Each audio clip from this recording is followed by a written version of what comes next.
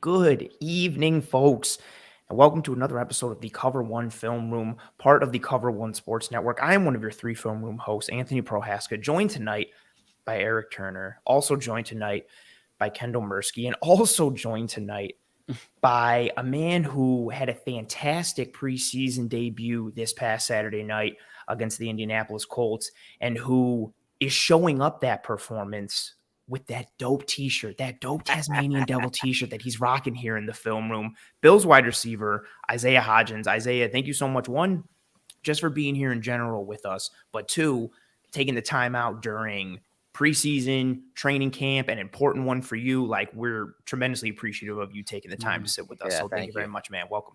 Appreciate it, y'all, man. Thank you for having me. Yeah, of course. And we're excited on the film room, folks. So what's going to go down? We got Isaiah, and he's got some limited time because of course the schedule that he's rolling on. So we're going to get into some questions with Isaiah Hodgins, break some things down, kind of pick his brain when it comes to how he sees things and how he approaches the game. Then we're going to take a look at some film and then dive into some other preseason analysis once he takes his leave. Kendall, you are first up. Hit him with what you got. Yes, sir. Although this is the film room, I do want to get started with kind of a mental fortitude, kind of mental toughness type of question. So I wanted to ask you, Isaiah, specifically being a late round draft pick in 2020, can you explain the kind of patience and mental toughness that it takes to stick around in this league, and specifically on a stacked roster like the Bills and at wide receiver, a stacked roster, especially considering like the unfortunate injury timing that you've had the past couple of seasons? How much patience and mental toughness does it really take to stick around in this league? Yeah, it definitely takes a lot, as you said, especially coming to more of a stacked roster, as you said, and kind of like a win now type of team, and a basically Super Bowl ready team. And it's taken a lot of patience, especially with some of my injuries and stuff. But some of that stuff I couldn't really prevent, so I kind of just wait my turn. But I feel like I tried to do my best to take as much as I can, even though I was out there on the field. So whether that was just watching and learning, or learning how to run certain routes or break down film and all that stuff. So I feel like I learned a lot along the way. Yeah, I love that. Got to just control the controllables and take care of your own business. Yeah, 100%. I want to get to some of the technical stuff with playing wide receiver. Now, a lot of wide receiver coaches will break down a route in different segments, and we see you guys practicing those different segments out at training camp. And one of the more general ways of breaking down a route is the release phase, the drive phase, the break phase, the catch phase, and then, of course, the run phase after the catch. Of all of those phases, given your physical abilities, your natural, abilities, and your skill set, you're 6'4", 210 coming out. What's your playing weight now?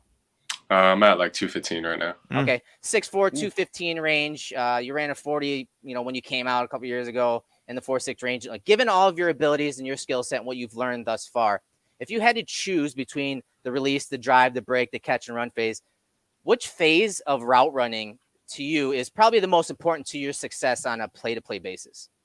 Yeah, that's a good one. I think, like you said, it kind of depends on your play style and the type of wide receiver you are. There's wide receivers like, Diggs, who are going to have, better, run after catch, just, simply because, he's a literal guy and faster and all that. But, for a big guy my size, I am a little bit more like a quick twitch. So, that's why like my releases off the line are pretty good. So I kind of try to like pride myself off with that. And then being a big guy, I've been working on it more lately the past, year, but just really trying to, embrace that and really be physical at the line and physical at the top of the route, and making sure that, if there's a jump ball, if there's a contested ball, that, like it's my catch, and, using my hands and being physical with that. And, for a big guy too, I think getting in and out of breaks is, like a huge thing. So I get stuck at the top of the route, or, you have fast DBs who will just work on their footwork all day. So make sure that my footwork's intact and ready to go. One of the things that we've talked about on the show before about you is how technical you are. And even just listening to you speak now, like you can see how you approach the game and how you operate with nuance mentally, and then how you we are able to portray that on the field. And one of my favorite things about you when you were coming out of Oregon State was how prolific you were in the red zone. That 2019 season, you led the nation with a 92% catch rate in the red zone, targeted 13 times, 12 catches. Of those 12 catches, you scored 9 touchdowns. That red zone, obviously, the field shrinks, it gets condensed. With how successful you were, I feel like you're a good person to ask this question to. How do you, or do you at all, change your approach once you get down to the red zone, knowing that, the field is condensed and you have less operating room, to work with? What goes through your mind as you try to focus on, getting open and then succeeding in the red zone, considering how successful you've been?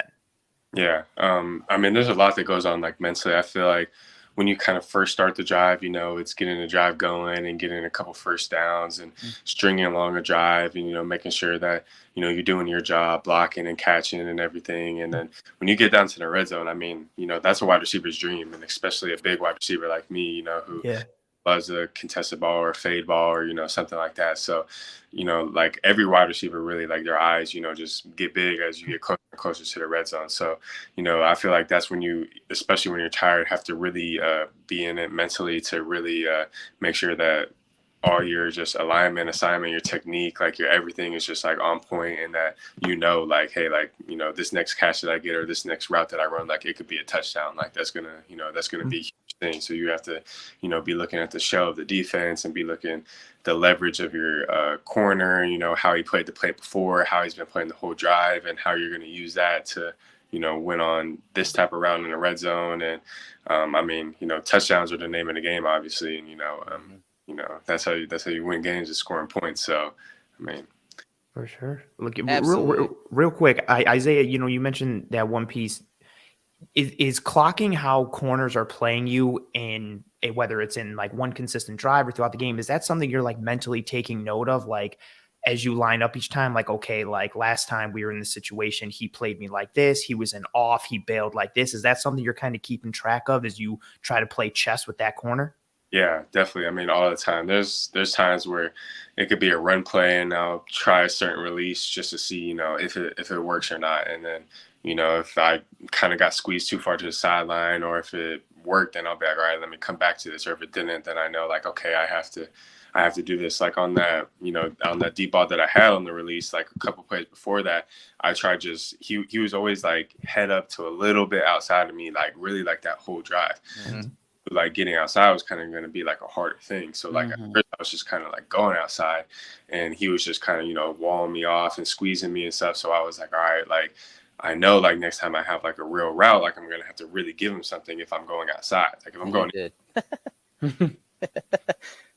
that play, and I was like, all right, like I got to go outside. Like this is the time. So that's why I was real patient with the release, and I really tried to like shimmy and give him some inside. And then, he fell for it, and then it was just over from there. But, stuff like that is stuff that, I've kind of learned just from being in this offense, being around a lot of vet wide receivers. Diggs talks about it a lot, and, just seeing Diggs, Gabe, and a lot of my teammates just, kind of do that throughout practice and games. I'm glad you talked about, releases and how important it is to your game, because we're going to talk about that, throughout the few clips that we're going to break down here in the film room. This first play is a 3rd and 3 situation in the third quarter. You guys are down 16-7. Now you're to the top of the screen. Obviously a critical down and distance. And I want you to talk about, how your release changes based on, you kind of alluded to it, based on the shade of that corner, based on the 2 versus 1 high looks. Give us the goods on this 3rd down play that you converted.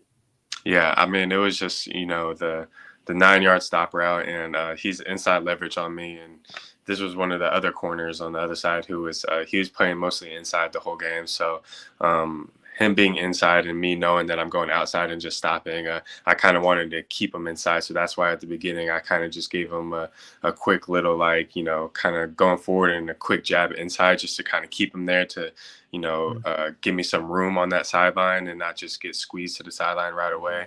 And then from there, it's just like a vertical push and really pushing forward, and then snapping off my leverage. And if he was closer to me, then, I could have hit his wrist or, threw him by. But here, he was kind of playing over the top, over the top, yeah.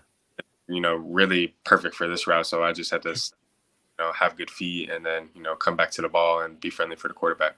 Now, Isaiah, talk about, because in the offense that you play in, you guys read a lot of leverage, and your routes can change based on leverage. Your routes can change based on, as I said, 1 versus 2 high looks. Talk about those type of routes where you are reading leverage and you have the option of changing a route to 1, 2, 3 different variances versus a route like this that is considered locked. Explain that to the fans and what that means. I mean, it's really, a thing that you have to get a lot of practice with, with the quarterbacks and just during practice and, during team reps and stuff like that. And then especially in games and stuff. But yeah, there's definitely routes that, depending on, okay, if it's too high safety, then, this route turns into this. And now you have to run it off the safety versus the corner. Or if it's too high safety, you have to release a certain way, and, or if the corner's inside of me, then, you could break out. Or if he's outside of me, you could break in. And, there's a lot that goes on. So, sometimes fans just see the simple, like, oh, that was just like a dig route. But that whole time, like, the wide receiver was thinking or was like reading the corner, or, if it's a little 5-yard option and, you just have to like really read the leverage of, the DB that's in front of you and kind of get a feel of how he's been playing you that game. And that's when, film study comes in. You kind of know going into the game, like, oh, they play like this. And unless they switch things up, then you kind of got to just, and kind of what to expect when you're going into it. Yeah, 100%. That's actually a perfect segue into this next one, talking about the cornerback alignment, the shell of the defense, if you see 2 high or single high. And right here, you have a corner up in press and you have a single high coverage here. So you wonder, do you have options on this route based on what you're seeing, or is it just another locked route? So speak about this rep.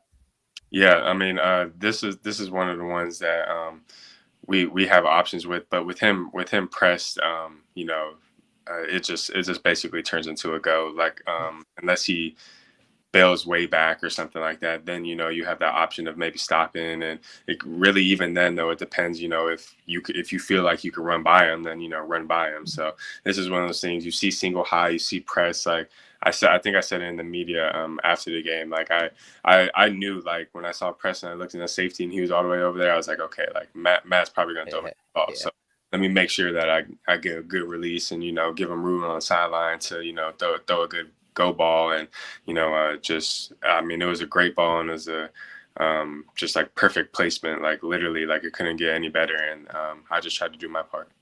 Yeah, everything absolutely sunk up on this play. You hit the perfect release on this. You got downfield quick, got the little slight push off at the end, and then the late hands to bring it in and adjust on the sideline. It was an absolutely great rep. The slight push off is key, man. It's key. It's key.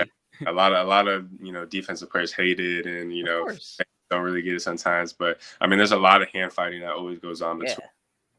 There's tons of times where they hold and it doesn't really get called, and that we do a slight push and it doesn't really get called. So anytime you can give a little hand fighting or a little chicken wing or something, it always works out.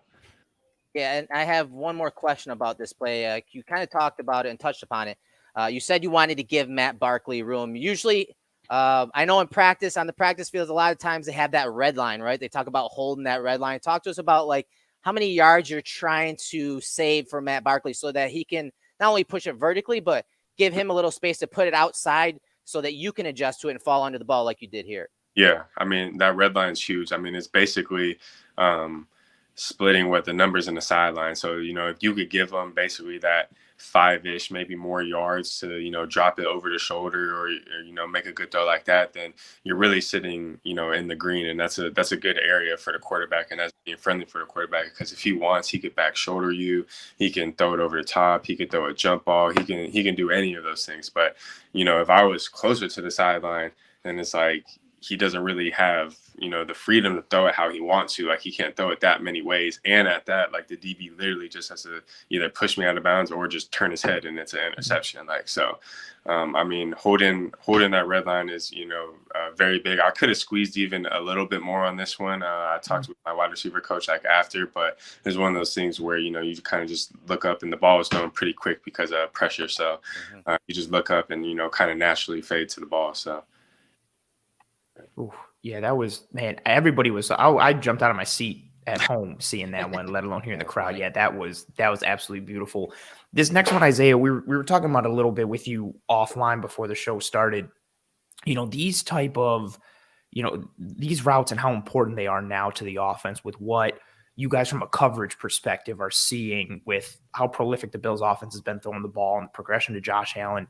And you guys are now starting to see these two high safety shells pre-snap and even more, two high coverage post-snap, along with that zone coverage underneath.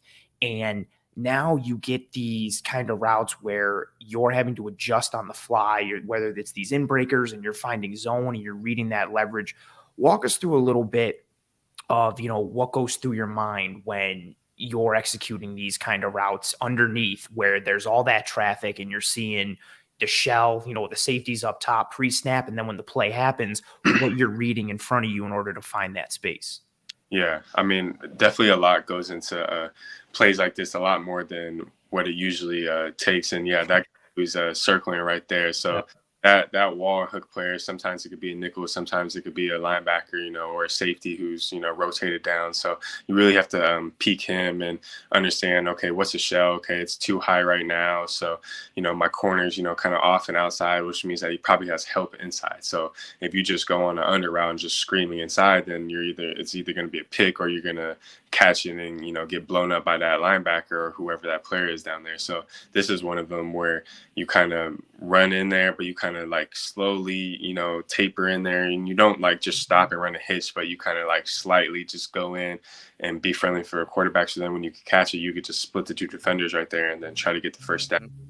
A lot of that's just based off, that whole shell. Like if this would have been one high and it would have been like press, then that's a whole different thing. Then, I would have had to run my route to win, whether that's, going out or going in and, winning my release and then sprinting in there because it's man-to-man coverage and there's someone behind me chasing me and nobody else would be in there because the tight end would take them away. And that's the one where if you win your matchup, then, you got a lot of rack and you got a lot of, yak, a lot of yards at the catch. So, it's just really reading the shell of the defense and understanding it.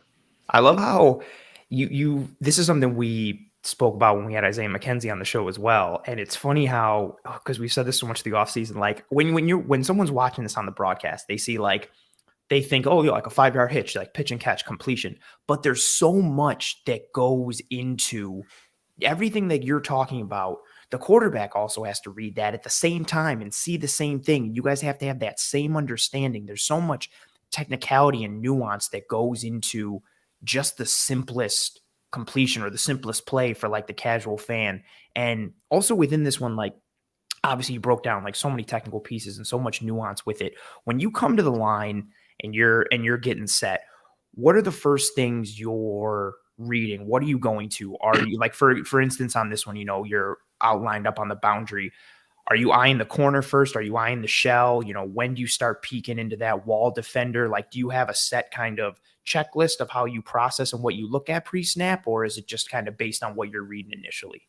Yeah, I usually go corner to shell. I know some people go, shell to corner, but I try to, go out there and see how my corner's playing me and see if he's kind of press off or whatever. Because when I go corner to shell, like sometimes it kind of gives it away. Like if I look at the shell and then even if my corner's pressed, like I probably know, like, okay, like he's not, in two, or he's not man, or he's not in this. Like if he was pressed on me and it was a too high shell and he was slightly outside, I would probably know, all right, it's cover 2. Like he's trying to protect his outside. Or if I knew if it was one high and he's pressed inside the inside, it's, probably cover 1 man, or, a cover 3 match or something like that. And, he has something to protect in there and he doesn't really have a lot of help. So, he's just playing this, true to his leverage and straight man. So, you gotta read the leverage of things and understand that, like for that linebacker right there, like say at the top of the screen, if that tight end had an out route, like, so, or down here even, like, so, like with this linebacker, like playing inside you in this like quarters coverage, like that he has help outside, or he's either the flat defender or he knows that corner is supposed to break on like an out route or something. Trap it, yeah. That's and so if you're running the out route, you can't just scream running out there because someone's probably going to be waiting out there for you. So you have to come downhill or be friendly, or if they bust a coverage, then then it just is what it is. But like better defenses and with good starting corners and safeties who have been there before. Like they're not gonna, let stuff like that slide all the time. So it's really just understanding like the whole shell of the defense and what coverages they like to play and going into it. Like, oh, hey, like they like to, do this with their flat defenders, or their linebackers like to match like this. So it's really just understanding like the whole thing, like you said, like a lot goes into it. You see like, oh, he caught a drag route, or he caught a hitch, or he caught a this, and it's like there's a whole lot of stuff, especially when you're in an offense like us that has conversions and reading off leverage and reading off zone or man and all this different stuff. So there's definitely a lot that goes into it. Yeah, and I wanted to add something to this too. I loved how you talked about eyeing this wall player, and I want you guys that are watching at home to pay attention to this guy, because as Isaiah said, this is quarters coverage, and he has to relate to the number 2 receiver. So he's going to kind of fall off just a little bit and try to take some speed off of that route by O.J. Howard before he breaks on his Isaiah coming to the middle. And that's why you see Isaiah kind of throttle down in that zone. But on this next play, the same route, it's a Utah route, so 2 in routes. Isaiah's to the bottom on this one. I want you to watch the wall defender that appears here. So here he is right here. Again, you got 2 receivers to the bottom, and look at the depth of that guy. And on this play, Isaiah, talk about maybe the shell again and the depth of that guy, and maybe what you could have probably done a little bit better on this play. Yeah, so it's really the same thing as the last one. It's they're in that off kind of like quarters look, and this time, the linebacker's way deeper, and he's way farther back there, behind the tight end, and kind of lost a little bit. His leverage probably played it a little bit wrong. So this is again another one where I should probably, I should probably just off of my mindset just settle right away, just because I know that zone and that he's supposed to be in there. Now, like here, like he really like technically isn't, which is why there's like 3 people like in one area, and it's kind of like weird and funky and stuff. But like in a perfect world, like he would probably be like right where I'm catching it, if not like right in front of me. Like that's like technically what he's supposed to do. So this is one where you kind of thought of, but then there's other ones like we said where if he runs with that tight end like a little bit more, or gets a little bit more depth and like takes a couple steps with him, then I really run in there, and then right across and get some good yards at the catch. And guys, this is why you see these 2 high looks and some of these adjustments that Isaiah's are talking about, and where his eyes are, what he's processing. This is why you heard all of that talk this offseason about Josh Allen working on his placement on those drag routes, on those in-breaking routes. These 2 high looks and these level concepts where you have 2 in-breaking routes at different levels. The placement needs to be on point for these, because as you said, and as Anthony said, the quarterback and wide receiver have to be on the same page. I mean, you've seen Isaiah break down and throttle down in the zones here. The quarterback has to see it the same way. So that's why you heard all that talk this offseason about Josh working on those things, because we expect at Cover One the Bills to see a lot of these 2 high looks, and so you got to have answers for that from your quarterback and wide receivers. And I'm glad Isaiah was able to break it down for us. Yeah, absolutely. And anytime we sit down and talk ball, like with the pros, we have like a high bar that's set in terms of our expectations that the fans do as well. And Isaiah, you nailed it again from the jump with that dope shirt, but 2, just everything you spoke about tonight really highlighted the things that we value in the game, and also the things that, honestly, like not just saying it because you're here, the things that we value in you, your technicality, your level of nuance, how you approach the game, and how that comes out when we break down your film and break down what's going on the offense. So it was just an absolute treat having you here with us tonight and taking the time out in a very, very busy time for you and a very important off season. And yeah, you crushed it in every way, shape, and form, man. And so again, thank you so much for joining us. Yeah, and we sincerely wish you the best the rest of this preseason, training camp, your whole career, man. Like, do you show out? We appreciate the hell out of you, man. Thank you so much. Yeah, appreciate you guys having me, man. It was fun talking ball with you guys. All right, Isaiah, thank you.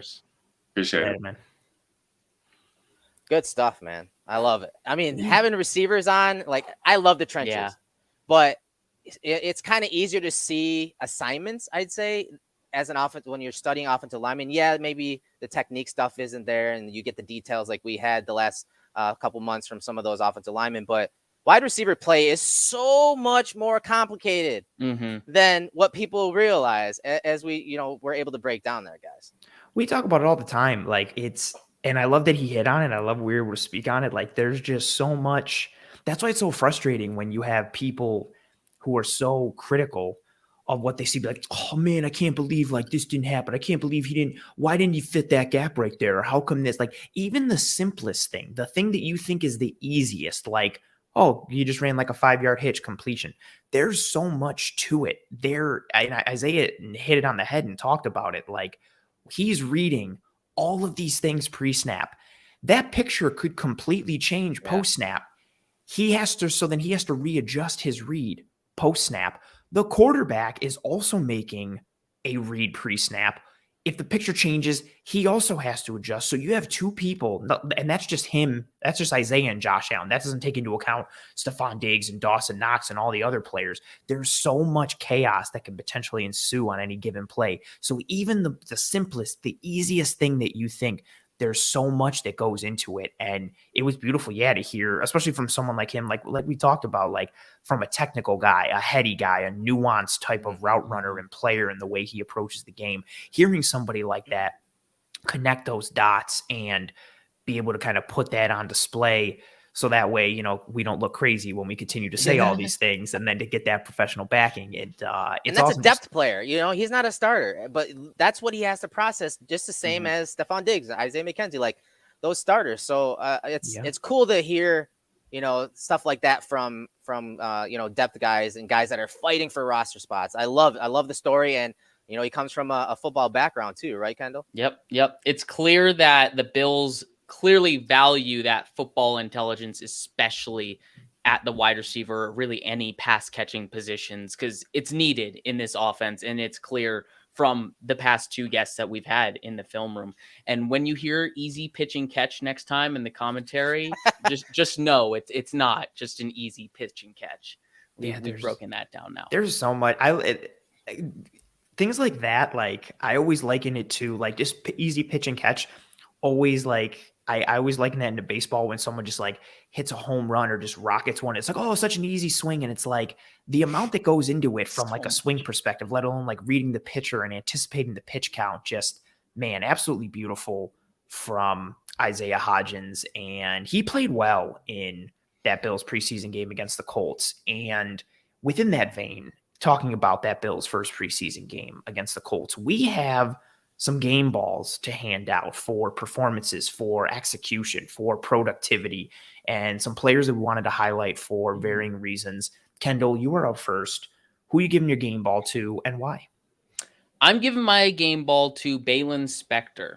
Baylon Spector had himself quite a game. I mean, really, for a late round draft pick, someone, double dipped at a position. He was the second linebacker taken. You're not exactly expecting a whole lot from him, but he really showed out, man. He's got great size at 6'1", 233, kind of that prototypical new age linebacker size, not too big of a thumper, not too small where he's that tweener safety linebacker.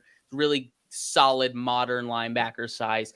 Led the team with 9 total tackles, 4 solo, 5 assisted. And he showed interchangeability with Bernard. And I think that's something the Bills really, really value for clearly their safety level and their linebacker level. They want those guys to be able to share responsibilities and be interchangeable and kind of wear multiple hats. And I think he proved that with Bernard and even other linebacker pairings. But he was so good. Like, not only did he show good discipline and run fits, but he also showed really great ability to take on linemen and shed those linemen. He was super stout, but he was also agile enough to get out of the way of them, strong enough to shed them and shuck them aside, make a play. He regularly was shucking linemen out of the way. It was more apparent when he was facing the 2s and 3s, but he also did it a fair amount against the 1s. He had, I think he had 8 one snaps. One drive, 8 drive. snaps. Yeah, exactly. So it was an encouraging drive. It definitely showed why he was a late round draft pick, because he definitely showed out more against the 2s and 3s.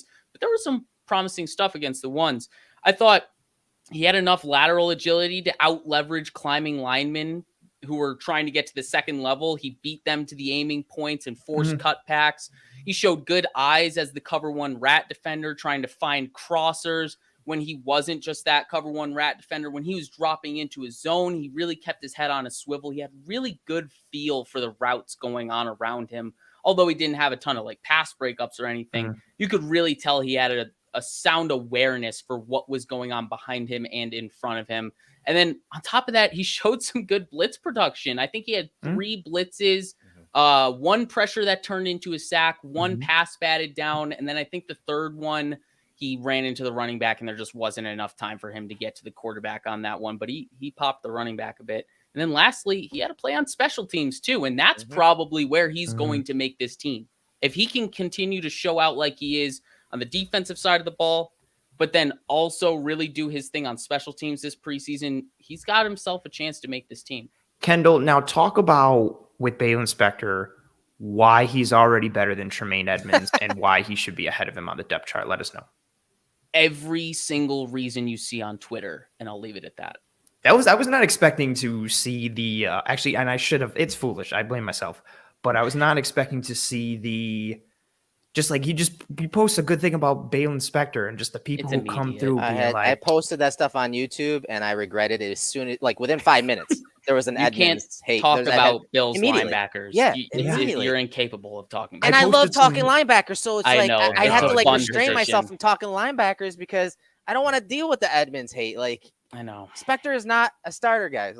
He's not. Like I said, he showed encouraging stuff against ones, but he also got flushed out and lost in the trash sometimes in some of those run plays.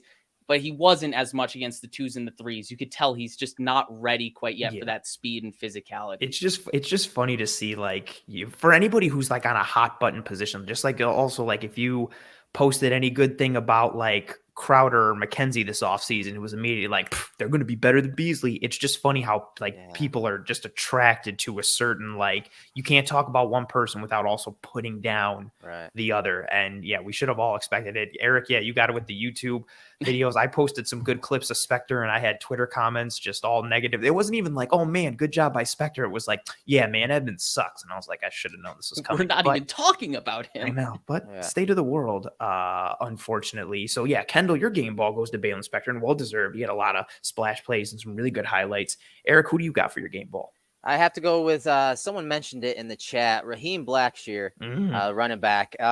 Most of his reps were from the 10th drive on, so 10th through 13th drive, so the fourth quarter. He had 24 touches, and he had 10 of those 10 touches in the fourth quarter. So 24 snaps, 10 touches in the fourth quarter alone, 4 receptions for 60 yards. He was a good complement to what Isaiah talked about on that go route. They're pushing the ball down the field in the fourth quarter, trying to come back. Well, as soon as they were getting deep, guess what? I just dump it down to Blackshear and see him, bust out this nasty dead leg and just get upfield for several yards. So it was a good compliment in the receiving game. Yep. It's something that the Bills did a lot last year, right, guys? Hitting Singletary and Moss and those checkdowns and just getting some yardage, staying on schedule. And he really he was the juice for the offense and really catapulted the offense to make that comeback. He looked a smaller guy, 5'9", 190 range. Kind of falls right in line with what the Bills like as far as run backs go, being lower in stature, getting lost behind that big offensive line. Special teams ability. He played a lot of specs. He on the second punt of the game, I believe, he was a gunner. Him and Nick McLeod were gunners. So he's got some of that ability. We talked about it in the offseason when we're looking at running backs, guys. Getting a running back that can transition from a receiver, so getting out into a route from the backfield and transition from a receiver into a runner all at the same time. The quicker a running back does that, the more yardage that he can gain after. And you saw it. As soon as he caught that one ball in the flats there, he made that guy miss immediately, cut back inside, got upfield. So Blackshear, for me, gets the game ball. He, again, this comeback would not have happened without him. Yeah. When Kendall and I did the post game Saturday, Eric, we both talked about how our hearts broke for him when he scored and it looked like he was seriously hurt. And then he walks off and then his leg gives out and it was just but then he comes back in and your heart's raised up. It was so awesome. Eric, what do you think? Because he's somebody who you and I spoke about on day one of training camp. He was just popping on the field. and shows up in the preseason game, does well. What do you think for him a path to this roster potentially looks like? Yeah, I do think that they will try to stash him, and I think he'll clear. I think they put him on the practice squad. I think he's that insurance.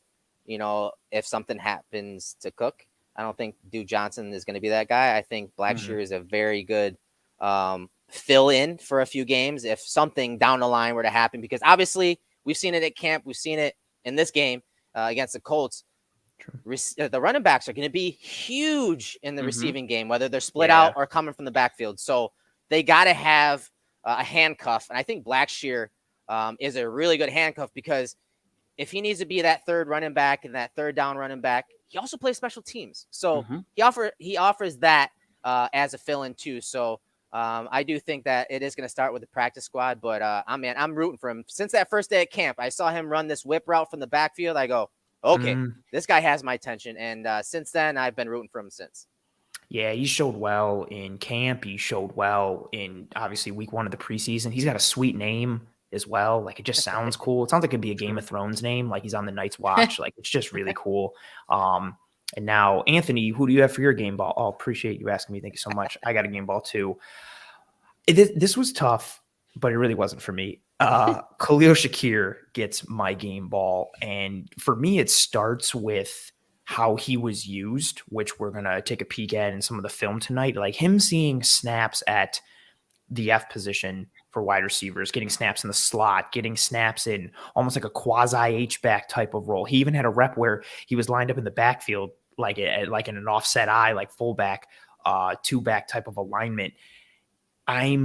And it's not just me. I think a lot of where the game is going now, like that verse, and we've all talked about it on the show. How many times have we said the words multiplicity and versatility and that idea of being able to get to anything and everything without having to change personnel? Khalil Shakir, if he continues on this trajectory, you get the potential opportunity of being able to access more of the menu without having to change out your personnel if he can function in all these roles. And watching him is just from a pure receiver standpoint. You saw in this game what we saw at the scrimmage, what we saw in camp, what we saw breaking down his film at Boise State, someone who understands leverage, who knows how to find space, who has that nuance and technicality to his route running, his ability to separate at the line or separate in the route stem or separate on the break.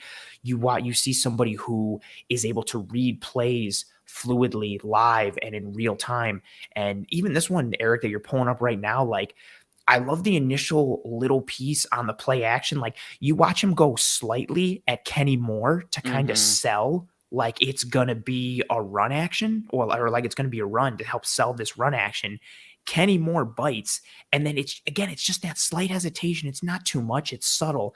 Quickly gets past him, gets out into his route. The second level defenders fall bit on the run action. The corner on the outside has bit on the run action. And there goes Shakir finding the space. And this one, the Colts defense made it a little easier for him once he, got that release. But you just see someone who understands the technical aspects of playing football. And when you combine it with someone who is able to be a lead blocker on inside runs, a la that Cooper Kupp type role, and fit up safeties like Nick Cross, he just really adds to that multidimensional piece that you want to see in today's NFL. And even if you're looking at him in a vacuum, he performed tremendously. A lot of big catches in a variety of ways. He showed up huge. Yeah, and I mean, here's a play we actually just broke down this route concept. This is the preseason, so you're going to see the same play like 8 different times, right? So here's that Utah route that Isaiah broke down. Shakir's at the bottom of the screen. Watch him run that in-breaking route, throttle down. But it's something we talked about in the film room over the offseason when looking at Shakir's film, in the DMs and even in the film room. And something that, we talked about with Isaiah, like, when you transition, you see him transition, he throttles at the top of the numbers. And as soon as he catches that ball, he's reading the leverage right there. Look at him peek, and he sees that corner defending out wide and going this way. So what does he do? He just sneaks back up inside and he's able to pick up the first down. Like that's crucial. You saw Isaiah do it, sneak between those two defenders. Like after the catch is going to be incredibly huge. We talked about it all off season. The staff has, and Shakir's only going to, benefit from this offense, and the offense is going to benefit from Shakir being able to do little things like this, like move the chains. Yeah, that last part is perfectly put. I know a lot of how we talk about Yak is really based on, the Bills have to build their scheme around it too. It's not just personnel based, but getting a guy like Shakir will help Yak because he is a menace once he gets the ball in his hands. You can see like he is setting up to make a move after the catch before he even has the ball in his hands, and he's still securing the grab. And like you said, planting that left foot, peeking, planting that left foot again and getting upfield, and then the strength through contact too. It's not just like identifying the lane, it's also working through that contact, showing the contact balance that we saw at Boise State and translating it to the NFL. Yeah, most definitely. Real quick to interrupt the show, everybody knows the rules here. Got to read the super chats. John, thank you for being a consistent viewer, live viewer, and supporter of all of us here at Cover One. And thank you so much for the super chat and for the kind words and swell comment. Phenomenal show, gents. More of this, please. Also, 2 words. Tim Settle. He ate his Wheaties for his 11 snaps. Love to all of Bills Mafia. And Eric, like you mentioned in the chat, that John should settle in because we do have some Tim Settle film coming your guys' way as we start to work through here. We got another one to break down with Khalil Shakir here. This one is one of my favorites from the game because it combines the awesomeness of Khalil Shakir down there at the bottom of the screen lined up in the boundary, but it also combines something I hate from defensive backs when they lose receivers in their blind spot, in their bail. Like, it frustrates the absolute bejesus out of me. But what's nice about this one is right there, absolute perfect. When Shakir starts approaching the 35-yard line, right at about the 33, 34, you watch him take that further outside step. He works into the blind spot of that corner. He recognizes the alignment and the positioning of the corner. And so he's running this route. He knows what it is. He recognizes this, makes this call, and you see him shift himself into the blind spot of that corner. And what ends up happening is when Shakir starts to break down and settle, that corner is still just running downfield, has no idea that Shakir is stopped, broke down. Look at all the separation. Like, there's miles of yards, not literally, but figuratively. Tons of space for Shakir, makes himself nice and friendly. And then we get, potentially playing a little bit bigger than you are, get a nice full body extension, keep the feet down, nice, toe tap and be able to bring this in. And then Eric, this is something you noted on Twitter. This is the opposite of the Chase Claypool effect. Immediately takes this ball, runs it towards the middle of the field to spot the ball, to be able to allow the offense keep rolling. I will never forget that Chase Claypool thing. Like, that was absolutely wild. It frustrates the hell out of me still to this day. But again, even that piece, right? Like, even him running the ball to the middle of the field, it is representative of what he is as a football player. He's very heady. His awareness is constant. He doesn't turn off. He's a football player. He understands the technical aspects of the game. And, it's shame on that corner for letting him get into the blind spot. But this is a big plus to Shakir for working into that spot, getting himself open, winning this rep 1000%. Yeah, and I will say that I don't know who the corner is there. If this is quarters coverage like it looks, it's not all on him. That flats defender needs to get out there. Yes. That hook to fill the flats defender needs to get out there too. Either way, Shakir did exactly what he was supposed to do, get into that blind spot. He does it consistently on his film. And yes, that part of this was second quarter, 17 seconds left. This was a high throw. You saw him reel it in and go out of bounds, but he immediately, Larry Fitzgerald, runs and spots the ball on the right hash. The clock was stopped. You can see the ref coming in. The clock was stopped, but that habit, that process, that headiness, that sense of urgency. What you want. Yeah, that is exactly what you want. So I love that rep from him. Not just the action on the field, but post snap, post catch there was just awesome. And this play, Bills are running post wheel to the top of the screen. He's in the slot, running that wheel route. And this is another play. It's almost like Gabriel Davis his first couple of years, right, guys? His body control, his hand-eye coordination, his boundary awareness, his awareness of players when he's in space. You see him run that wheel up the sideline. That corner is taught in this, it looks like cover 3 type look to kind of split the two vertical routes there. So he kind of starts cheating towards the numbers, opens just a sliver up the sideline, and you see Barkley hit him along the sideline. And what I love about this, guys, is he knows he's probably Yeah. gonna take a hit on this play, and so he does a turn back, and what that is he knows that he's gonna get hit, so he's gonna catch the ball but rotate his body at the same time, so that when that hit does come from the corner, which it absolutely doesn't, but you have your back turned to him, so you can cradle the ball, bring it in along the sideline when that hit does come, because inevitably you're gonna see hits like that. But on this play, just great technique up the sideline and awareness up the sideline by Khalil Shakir. My favorite part of that play is easily the fake of the out route, how he opens up on his right shoulder and peeks to the backfield, back to the quarterback, and really sells the out route portion of this wheel, the out and up. Yeah. You can see that defender right there, the second level defender, kind of lets him go once he sees him there, and he understands, okay, he's just going to stay in front of me. But once he peels back over and looks over the left shoulder, he's gone. At that point, it's too late for that second level defender to catch back up with him. Obviously, that's his area. If that's an out route, he feels comfortable. But the second Shakir gets upfield, he's lost.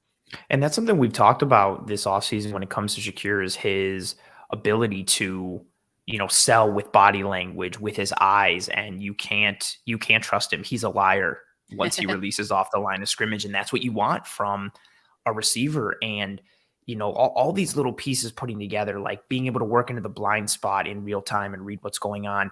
This play here of recognizing where potential contact is coming from and being able to have the body control, but then also the awareness to shield yourself from contact and set yourself up in a good position to make the catch.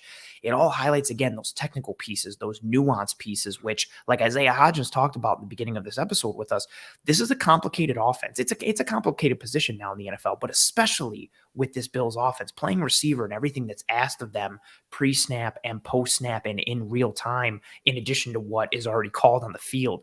A lot is asked of these players mentally at the receiver position, and you have to have a high functional football IQ to be able to execute. And so, Shakir has the execution down from a physical standpoint so far, but it's that mental piece as well that is something really to highlight. And speaking of highlights, we got some defensive highlights now to break down. And John, you will be very happy because who are we leading with here, Eric? Mr. Tim Settle. Yeah, and this was exciting to see. I know all of us, when we popped on the film, the All 22, we're like, holy cow. Yeah. Because there were some, like I said, when we're talking game balls, Tim Settle, I considered him because he's doing this against the Colts starting offensive line. Ryan Kelly is a really good center. Really good. Oh, yeah. Really good. And this play in particular, he's at nose tackle. He's just outside shoulder of the center right there. And watch him just blow up Ryan Kelly right here. Just play on the Colts side of the line of scrimmage. And this is important, guys, because you can see, obviously, he's at nose tackle, but this is that B-gap bubble that teams love to attack. Mm-hmm. And the linebacker here is Bernard. It's not a Tremaine Edmonds. It's not a Matt Milano. This is a large bubble right here that teams like to attack on the weak side of the defense here. And so the play by the nose tackle here is incredibly important. He either has to occupy 1 to 2 guys or make a play in the backfield, and Tim Settle makes a play in the backfield on this play, and he made several, as we're going to break down. Yeah, the leverage there is what gets me, like the proverbial low man wins. And when you get it right on the snap and you pause it, boom, you see him get underneath Ryan Kelly. Like his face mask is basically on the chin of Ryan Kelly. Kelly is almost stood straight up. And what's also nice too, I love it, you're highlighting the posture. You can almost see the weight transference from Tim Settle's, like lower from his feet through his hips. You see that nice wide base. You can see him roll that power and transition that through his hips to his upper body, to his arms, extend and separate. That's almost textbook and picture perfect. Like that's what you get when you're working on the dummies and the bags and the field goal posts in warmups, or, the bags in training camp. Like you are taught that weight transference in order to really blow your man up and get that extension. Real pretty play to start the game. Yeah, he was really stout this entire game. You could really see how his power translated from the system that he was working in Washington. And really, the greatest thing that I was worried about really was his run defense stuff, because you could tell he understood what it meant to stack an offensive lineman, shed, and make a play, but he couldn't always execute it. And in 11 snaps, like we said, he was doing it consistently. He showed that leverage. He showed the power. He showed how to be stout at the point of attack and then stack and shed that block to make a play. He showed it regularly and quieted my concerns real quick. Yeah, and as we said, this is against Ryan Kelly again, but I want to throw some kudos out to AJ Epinesa on the right side too, because he was actually critical in funneling Nyheim Hines to settle on this play. So watch how he stacks this tight end, a very good blocking tight end. Look at him just drive him with that power, just walks him back. And that is really just shutting down the options for Hines here. If he were to bounce outside here comes the fold player and Jaquan Johnson. But no, he's going to take what he can. He's going to jump back inside. And this is when you can see the left hand of Settle just throw Ryan Kelly, get under his pads and just throw him there for the tackle for loss. Absolutely disrespectful to Ryan Kelly. Like it's just Settle getting in there. And I also like this one too. Like Kelly actually gets lower than Settle on this one. And Settle loses like almost the initial leverage battle, but then he's able to anchor. He's able to set himself. He gets his head into the backfield, sees what's going on, and then Eric, like you mentioned, just uses that strong. He's got some pop and some good punch and power. He's active, right? Active hands. Like you saw them.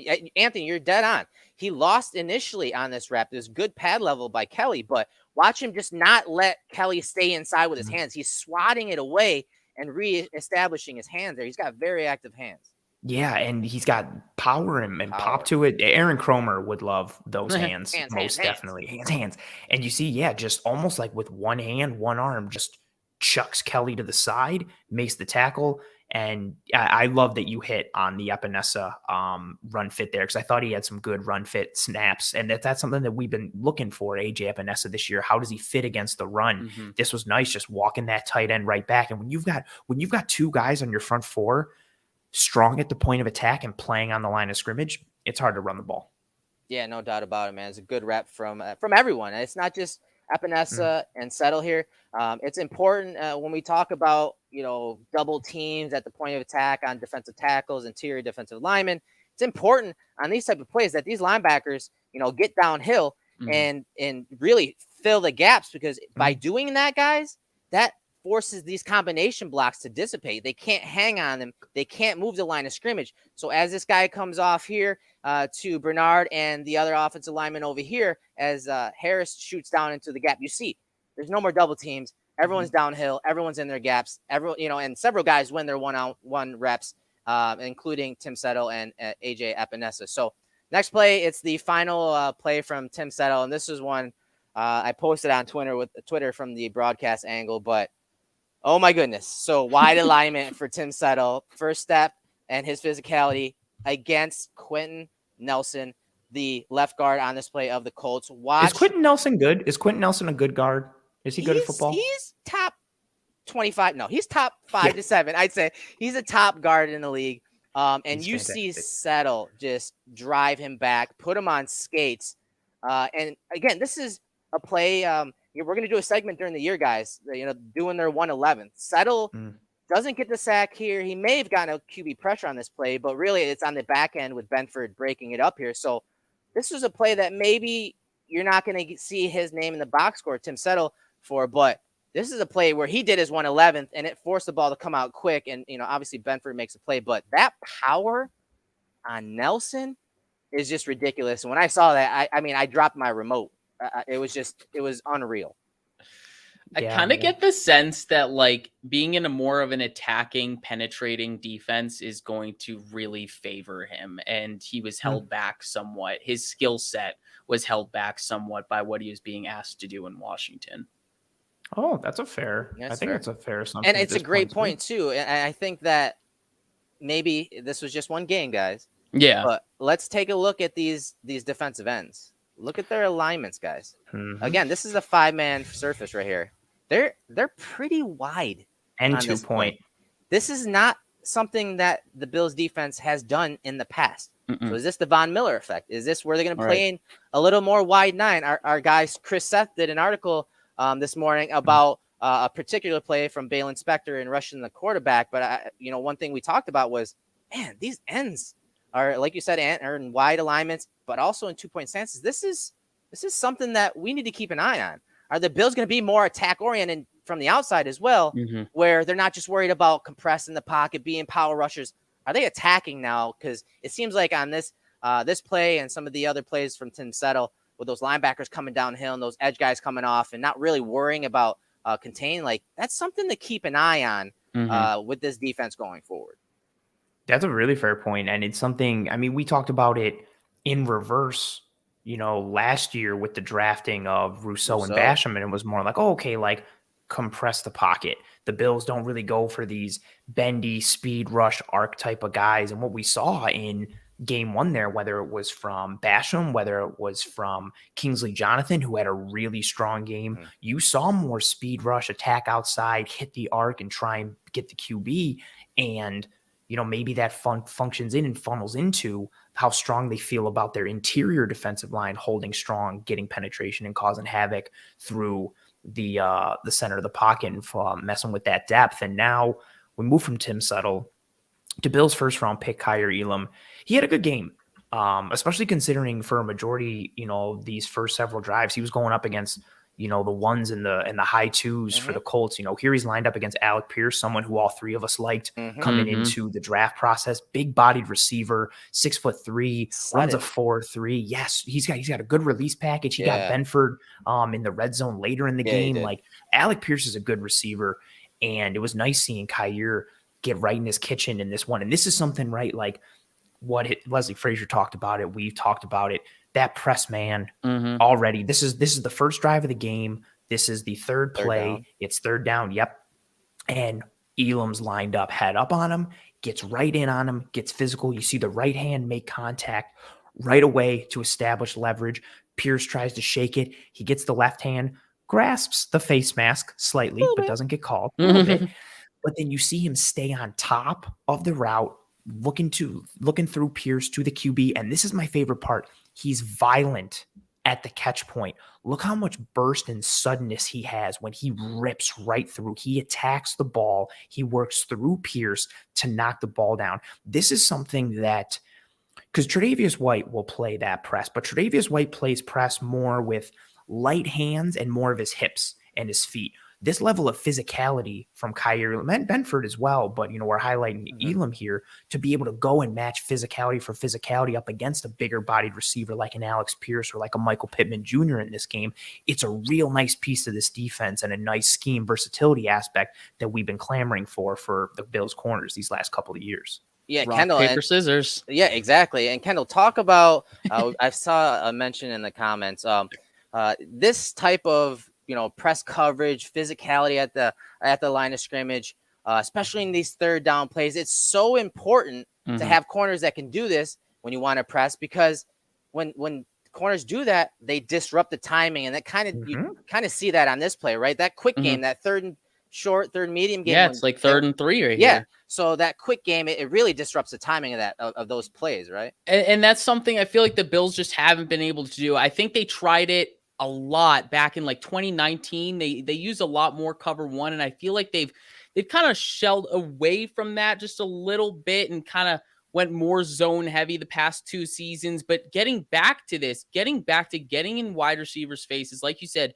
disrupting the timing, especially on 3rd and short, but also on those 3rd and long situations, make the quarterback wait in the pocket even longer than he has to. If it's 3rd and 10 and you're jamming those wide receivers, it's going to take them longer to get to that 10-yard mark and get to the sticks.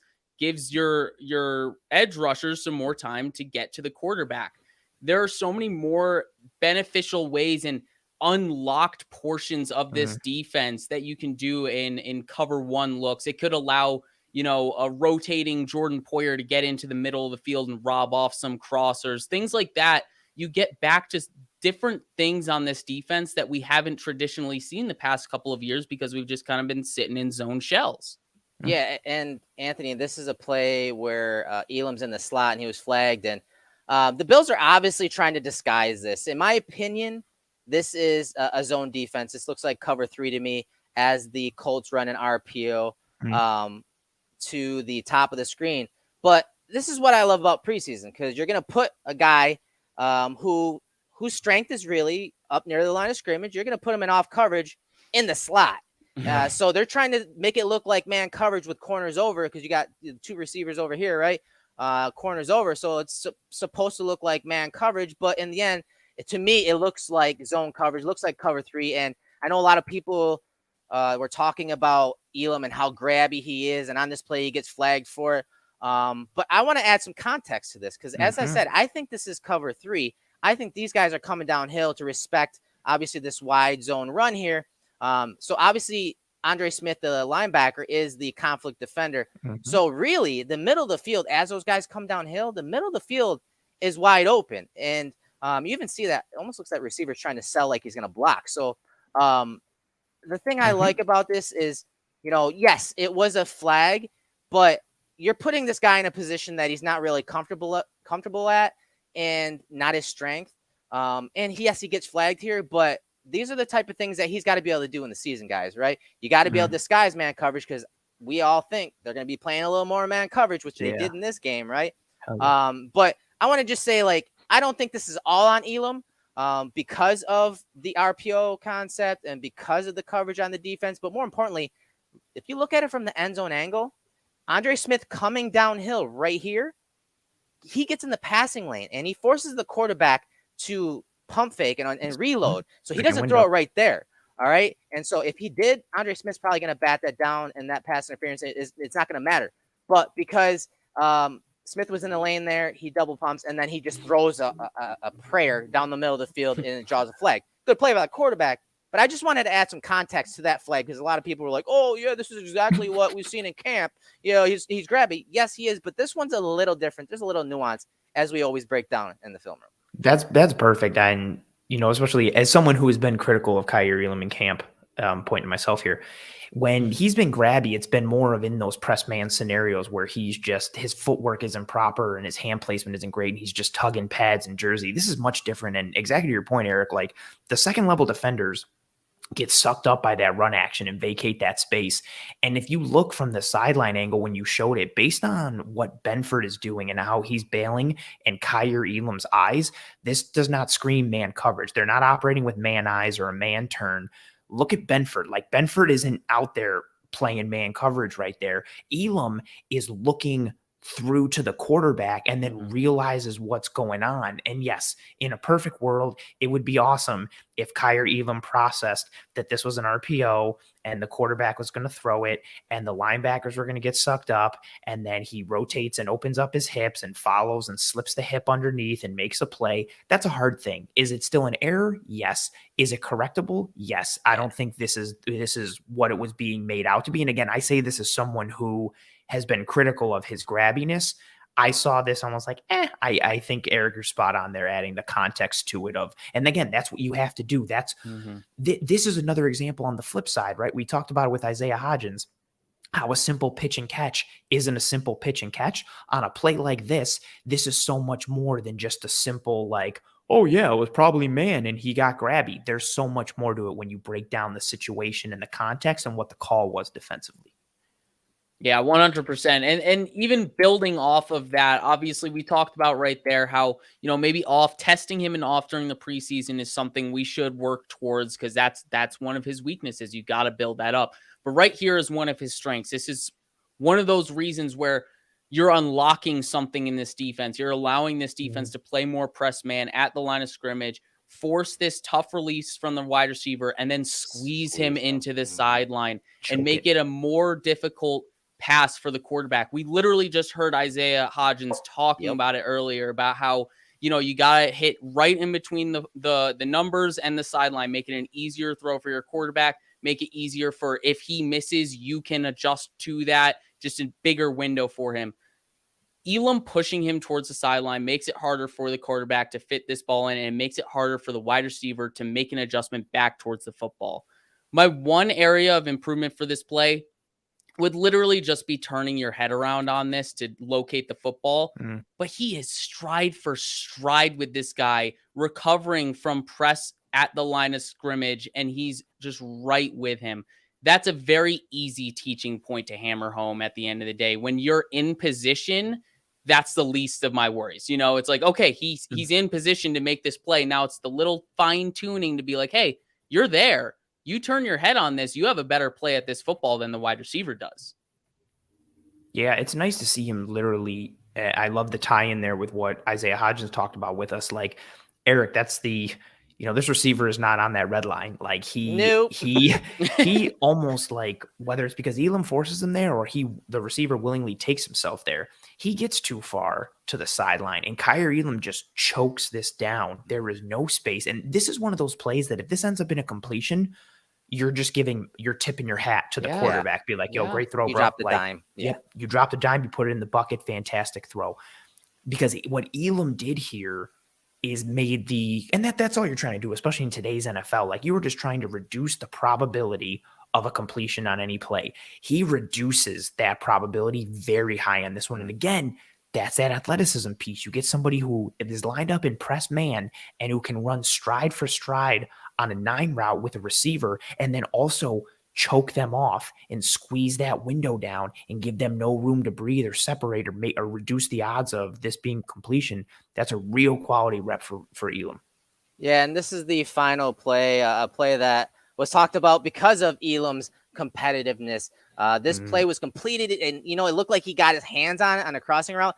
3rd and 10 situation, top of the screen, he's defending a crossing route, and he's all alone. He's got no help. You see, it's a 2-man look. Everyone's manned up. There's no help over the middle. There's no rat. There's no one to the bottom of the screen to help him and help him leverage this play. This is all Elam. He closed on that crossing route. As guys who scout a lot, this is one of those defining traits type of routes, because defending a crossing route in man coverage, it really gives you an idea how sticky a corner is, but also how fast the guy is. As that guy's running across, and you see him with a little hand fighting, take some speed off that release on that drag route, and then just get in the hip pocket. And he almost made a play on this. It was completed, and he was pissed that it was completed. Yeah, but in the end, it was still, the 4th down after this. But you love the competitiveness. But more importantly, you guys talked about it. Like, he's going to unlock some things for the Bills defense once he gets some of those kinks worked out. And this is one of those plays like, hey, he can run with pretty much anyone on crossing routes. As you can see on this play. These are some of the positive, again, we talked about it this offseason, like his 2021 tape wasn't as good as the 2020 tape. And you saw this type of play on the 2020 tape all the time. Him just, it's against Bama several times. He's just covering their speedy guys on these drag routes, and he's right on point, right over the top. They make the catch, and he's right there. And again, the unlocking piece is the big thing for me. Eric, you hit all the technical aspects. He stays right on top of the route. He's with his man stride for stride. And I love too that he does like exactly what you're taught. You try to break up the pass with that arm while keeping your outside arm close to the receiver. So that way, if you don't get the PBU, you make the tackle and you play through the man. He does a textbook and uses his athleticism to do so, but it's again that unlocking piece, like the ability to play with these man coverage looks and these press man looks on third and longer situations. This is like a 3rd and 8, I think 3rd and 9. If we're starting to tie all these things together, Kendall mentioned it, and Eric, you talked about it a little earlier. If you've got all of a sudden these wider alignments with your defensive ends who can win one-on-one and get you a bucket like Von Miller or potentially Gregory Rousseau can, and you're adding in the functional pressuring ability inside of Ed Oliver or Tim Settle or baby Jordan Phillips or whoever, having these man coverage looks where you just squeeze space and you choke routes and you're in the face and in the operating personal space of all these weapons, it makes it very hard to play football against a defense like that, especially one that is also good from a technical standpoint. And because we know the Bills can play zone defense and zone coverage with the best of them, whether it's spot drop or match, like we know how technically savvy they are on the back end. Yeah, no doubt about it, man. It was that was a fully packed episode of the Film Room. We had Isaiah Hodgins to kick off. Got some good X's and O's, some technical stuff. We appreciate everyone that joined us and sat through this episode. We broke down the offense and the defense tonight. We're excited about this season, as you guys can see. We're going to be doing some different things when it comes to the film. We're going to have some cool segments. We did some of that today with the Game Balls segment. But we got some cool little segments that we're going to carve out during the year. for you guys. And of course, we're going to try to bring every player on the team onto the show. We're going to work our way through the roster as much as we can and as long as we can. We appreciate everyone joining us. With that said, Anthony, why don't you wrap it up for us, brother? Before we wrap up, Eric, I feel like we should tell the people about the awesome new website and this thing called One Pass. Is it pronounced? One Passe? One Passe? Yeah, One Pass. It's our premium subscription, guys. We say this every week. We couldn't do this without you. And all of our insiders is what we're calling you guys that support us and have supported us for many years. John's in here, Taylor's in here. You guys have been here since day one and watched us grow and are the reason that we've grown. But we do have a premium subscription.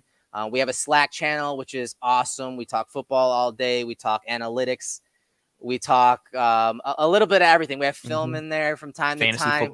Fantasy football leagues. I mean, Greg's got like 50 leagugues going. Greg has a problem. Oh my gosh. Yeah, he does have an addiction. We need to get a therapist and we'll have to count it as an expense on the Cover One.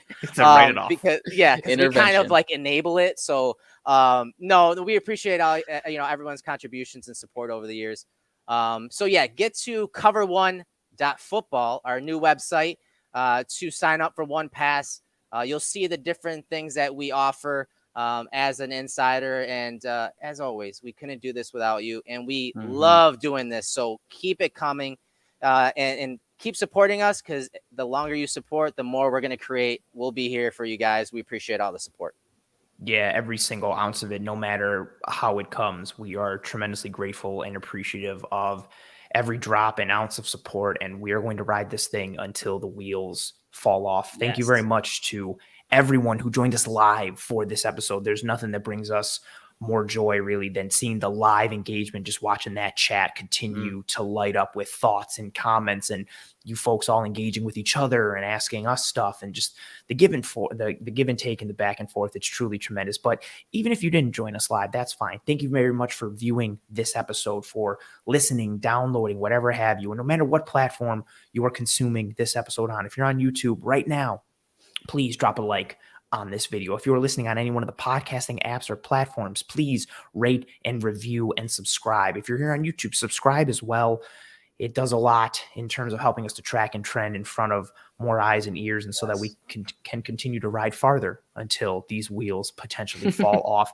If you are into fantasy football, like several of us are, including Greg Thompson, who indeed does have a problem, go to Underdog Fantasy and sign up either online or download the Underdog Fantasy app. And when you do, use the promo code COVER1. That's cover and the number 1, all one word. When you do that, Underdog Fantasy will match your initial deposit up to $100. They've got the best ball platform going. Their interface is super easy and interactive and fun. I'm a guy who likes a lot of bright colors like a cat, and so it brings me joy to be able to dangle some keys in front of me, and I'm just all about it. Their interface is great. The platform is very functional.